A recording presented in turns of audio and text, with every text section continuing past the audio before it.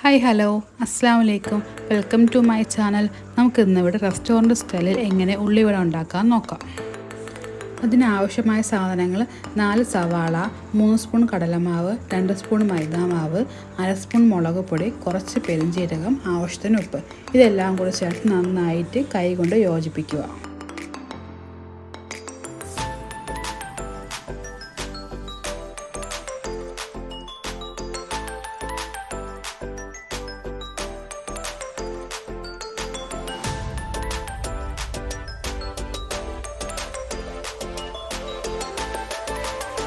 ഉള്ളിവടയ്ക്ക് ഉണ്ടാക്കി വെച്ചിരിക്കുന്ന മിക്സ് നമുക്കിനി പൊരിച്ചെടുക്കാം. അതിനായി ഒരു പാൻ അടുപ്പത്ത് വെച്ച് ആവശ്യമുള്ള ഓയിൽ ഒഴിച്ച് നമുക്ക് ഉള്ളിവട ഓരോന്നായിട്ട് കൈ കൊണ്ട് പരത്തി അതിനകത്തോട്ട് ഇടാം.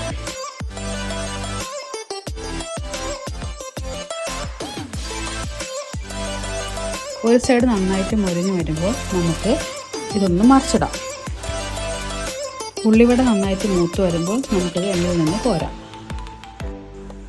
നല്ല മൊരുമുര എന്നുള്ള ഉള്ളിവട നമുക്കിവിടെ റെഡി ആയിരിക്കുന്നു. നമുക്കിനി സെർവ് ചെയ്യാം. എല്ലാവർക്കും ഈ വീഡിയോ ഇഷ്ടമായി like, share and subscribe. Next വീഡിയോയുമായി കാണുന്നവരേക്കും ബൈ.